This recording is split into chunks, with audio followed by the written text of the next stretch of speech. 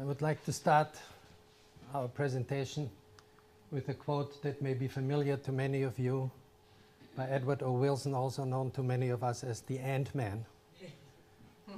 Man will be defined not so much by what he has created, but rather by what he has chosen not to destroy.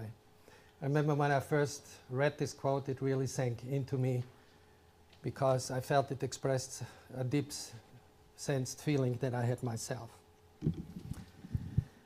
The following reflections go back to experiences both authors had independently when visiting their neighborhoods of their early childhood and early youth after many years of absence. One in Seoul, South Korea, the other one in Vienna, Austria, only to find them so fundamentally changed that they were almost no longer recognizable. They triggered a dialogue. With the following thoughts, we resume and extend this conversation. Such personal experiences of disorientation and estrangement, perhaps all too readily dismissed as nothing more than sentimentality and nostalgia, may nevertheless also be symptoms of a deeper and more pervasive malaise. Many urban environments, certainly not only in the developing world, but particularly there, have been undergoing such swift and dramatic changes that their local identities as unique and culturally rooted places are either in serious peril or already extinguished. What replaces these environments that often took hundreds and sometimes thousands of years to evolve rarely betrays any connection to anything that has existed before them. It is the speed with which we accomplish such radical, meaning from the root, changes today that seem to threaten the continuity of human experience, and with it the sustainment of a sense of origin, a sense of place, a sense of identity, and a sense of belonging.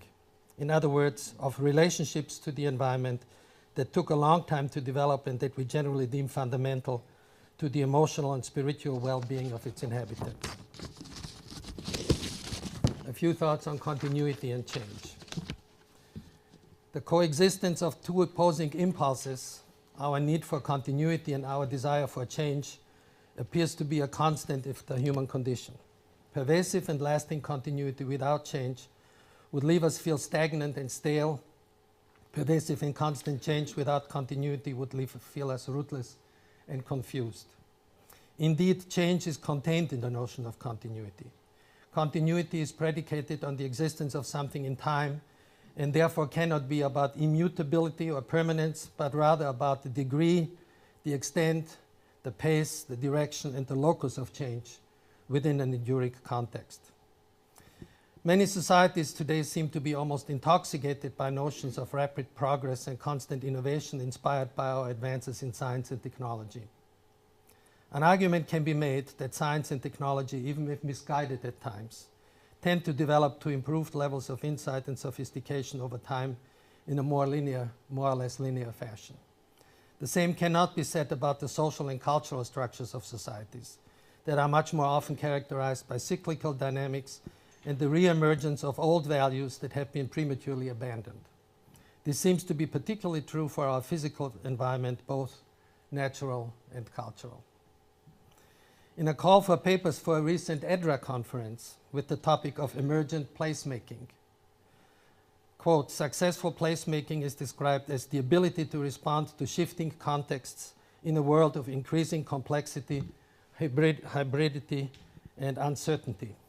It suggests that places will not be able to survive if they cannot accommodate change, but makes no mention of the fact that placemaking needs to put at least an equal emphasis on another dimension, that of sustaining the continuity, stability, and identity of places under duress from exactly the forces of change identified above.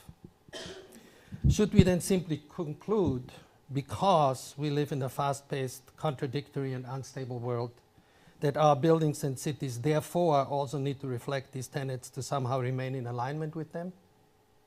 Indeed, one is tempted to argue that the opposite should be the case, that our whole notion of place hinges much more on the second dimension of continuity, that one of the main anthropological functions of the places we inhabit, spelled with a hyphen between in and habit, the home on earth that we have created for ourselves, may actually be to resist these forces of rapid and constant change and to provide us with a modicum of stability in our existence a refuge for the human body, mind, and spirit in a world that is in constant flux in so many other ways. If we can claim that the experience of continuity generally has some kind of intrinsic rather than just situational value in human-made environments, then in what other wider realms of human existence could this value be grounded? Where else does continuity appear as an intrinsic value? First, continuity has an evolutionary value. If we as a species succeeded to arrange the circumstances of our immediate environment with a substantial dimension of continuity, we also increased its familiarity and predictability, which represent a distinct advantage for the possibility of cultural evolution beyond mere survival. Second, our original natural environment from which we emerged as a species is characterized by a high degree of continuity. It is repetitive in its daily and seasonal rhythms as well as in the stability of the forms of nature over long periods of time. We experience the ecological continuity of the natural environment as fundamental to our existence, and we feel protective of it. Third, there is value in the continuity of the transmission of genetic information from generation to generation. We pass on to our offspring information as we as a species have gained in a long process of interaction with the environment. Our genes continue to live on and give future generations the equipment they need to succeed in life from the start. Fourth, our experience of the world around us starts with the experience of our own self, our body, our mind, our soul, in our lifetime. While we age and change, we tend to perceive the continuity of our living identity, ultimately terminated only in death, as an intrinsic value. Fifth, we value continuity in human relationships. The success of families, friendships, communities, and human institutions are all predicated on continuity, take an investment of effort and time to develop, and are therefore seen as valuable and worthy of protection. Sixth, all cultures depend upon and value continuity in the form of traditions. Traditions have the functions to secure knowledge and insight gained by previous generations and to provide the initial starting point for the next one, thus enabling cultural evolution and indeed progress. Finally, when it comes to our spiritual life, we seem to assign a particularly high value to the dimension of continuity, as evidenced by our long-lasting adherence to core beliefs. The life of spiritual and faith communities, such as, for instance, the monastic orders, has often been shaped for hundreds and even thousands of years by the same enduring rules, to wit, the rule of Saint Benedict, 1500 years old. These examples may shed light on some of the general reasons why we may tend to perceive continuity as an intrinsic value. Obviously, this will depend on the specific set of circumstances in individual situations, whether our need for continuity will dominate the desire for change or not. It is suggested, however, that our existential investment, in other words, the duration, the depth, and the significance of our relationship with an environment, physical or otherwise, will have some correlation with the value we put on continuity, usually accompanied by feelings of attachment and protectiveness. At the top of the list then would be our natural and culturally involved environments, reflecting relationships that have lasted eons and millennia, and at the bottom, characterized by a greater openness to change, perhaps our economic, scientific, and technological environments. One of the significant characteristics of our physical, cultural, in other words, urban surroundings, has been their inherent material inertia. They took a long time to develop in incremental layers and they embody the history and the heritage of our culture, the enormous cumulative investment of many previous generations. While we have the means today to overcome and to conquer this inertia with the power of capital and technology, we always seem to do so at the peril of a profound disruption of our relationship to a place, experienced as the loss of something that has been valuable to our sense of origin and identity. The Swiss artist Jörg Müller brings these issues into a tangible focus with a provocative portfolio of images entitled The Changing City. Müller is an internationally recognized illustrator who was awarded the Hans Christian Andersen Award, also known as the Nobel Prize for Children's Literature, in 1994. Miller's children's book addressed contemporary human and social issues such as the loss of instinct and identity and general the meaning of life and the values we give it. In The Changing City, he depicts an imaginary, yet at the same time all too real urban scene. It could be really any medium-sized city in Central Europe, in a series of images separated in time by about 3 years between 1953 and 1976. If you look at the bottom, those are the titles of the images. They are simply the dates. It is worth noting that the original kind and gentle urban environment depicted in the first images is not one that appears to be of any significant architectural or art historical value. On the contrary, Miller seems to have chosen a rather typical and unremarkable place on purpose in order to underscore that even such ordinary urban environments, simply reflecting and supporting the daily life of a community, have great value in terms of our sense of place and identity. On their surface, the 8 images are characterized by a seemingly innocuous matter-of-factness, simply recording changes occurring due to new construction development in a part of the city. I particularly would like to draw your attention to this statue here at the center, and also to Müller and Meyer, 2 stores that are here, and sort of observe what happens to them in the process of change. It is not always easy to discern what exactly has changed from one image to the next, particularly not in the early years. But the further we progress in time, a troubling and alienating undercurrent becomes apparent.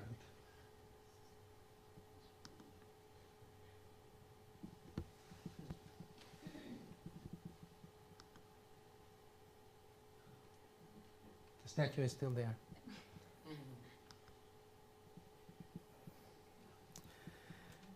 Finally, when one compares the last image from 1976 with the first one from 1953, oops.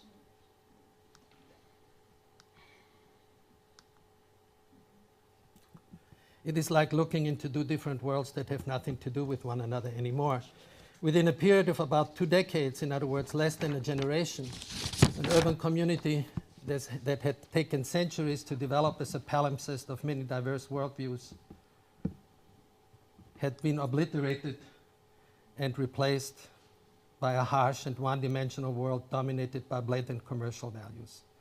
Whether by intent or by default, the multitude of urban conversations that shaped the elements of the inherent environment over time, binding them together in a complex cultural fabric, were replaced by a monologue based on a single set of values dominant during a relatively short period of time. What Miller's images make visible is a dimension that tends to elude us in ordinary experience. We simply cannot perceive the insidious and creeping nature of change if we live in the midst of it.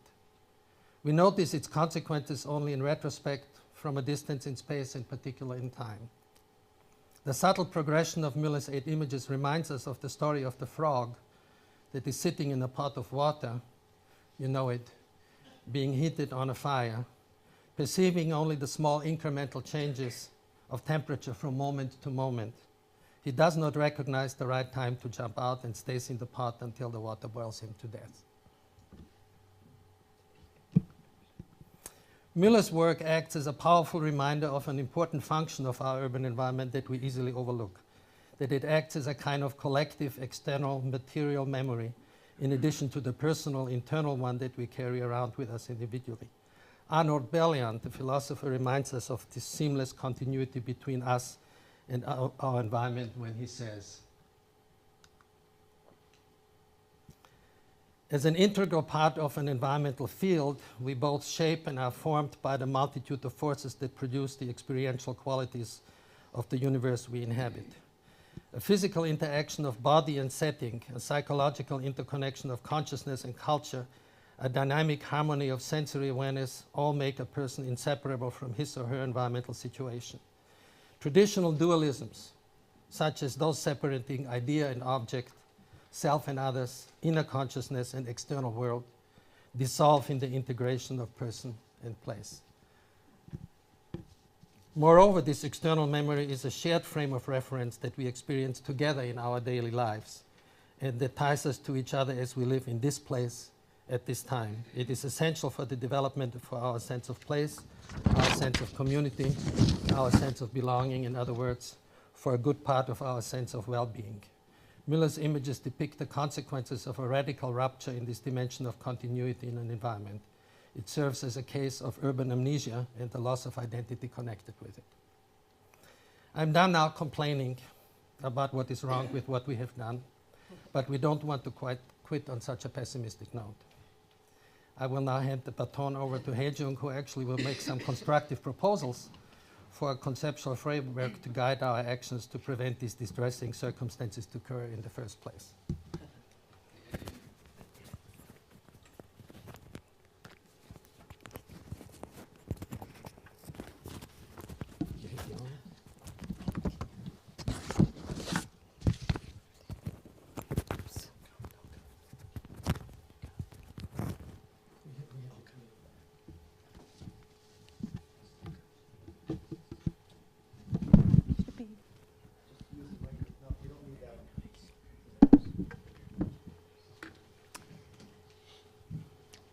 So on the other hand, so if we believe that continuity in our urban environments cannot be achieved just by preserving our cultural heritage alone, but that our past needs to be given a continued presence in our deed of today, then we need a conceptual framework to guide our thinking. For this purpose, we offer 12 dimensions. We offer 12 dimensions of an aesthetics of continuity.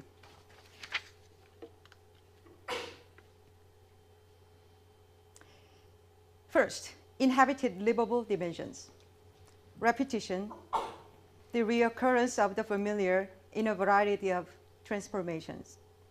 Our intuitive affinity to repetition and variation is probably rooted in our genetic and cognitive structures as they originally evolved in interaction with natural environment. Nature is endlessly repetitive and varied at the same time. We are attuned to the simultaneously perception of similarity and difference in things, and we take pleasure in it. Rhythm, the underlying structure and musicality of repetition, including its variation. Our experience of the identity of places is not only based on repetitive patterns of material and spatial characteristics, but also on the lively patterns of human activities that give structure to our experience of time in a place. Routine, the prevalence of the ordinary as the ground for the figure of the unique. Routines enhance the life of our souls because they allow us to deal with repetitive situations in a repetitive way, thus liberating our limited resources of attention to deal with unique situations. Routines set up the expectations that afford us the possibility and delight of surprise. Reciprocal communal dimensions. Reference. You need to go to the next one. Oh. You forgot this one. Okay. Oh, I'm sorry. Not a Oops. problem. Keep on going. Reciprocal communal dimensions. Reference. The new that contains a dimension of the existing. New elements of an urban environment have an opportunity to contribute to the dimension of continuity through various strategies of reference to an existing cultural context. Reiterating, redefining, refocusing, rereading, and refilling the existence with new meaning. Relevance, the possibility for an unmediated recognition of significance. Aspects of environments that are not perceived as relevant remain mute and inert and do not contribute to identification or understanding. Our environment is engaging to the extent that we perceive it as relevant to our existence. Relation, the structures of connectedness contributing to a sense of the whole. Unless there are recognizable relationships between the elements of an environment, we will not perceive it as a whole, but as an assemblage of disparate parts. Perceptual continuity among the parts of a whole reinforces the sense of a shared identity. Envisioned legible dimensions. Resemblance, similarity of shared features among families of things and places. Our cognitive system, formed by eons of interactions with the phenomena of our natural environment from which we emerged, has a particular propensity to recognize similarities among things. Resemblance among things promote a sense of continuity through familiarities. Recognition, the pleasure of encountering something familiar again. Recognition is literally recognition. That is, knowing something again. Encountering what we already know again established a level of continuity among our experiences.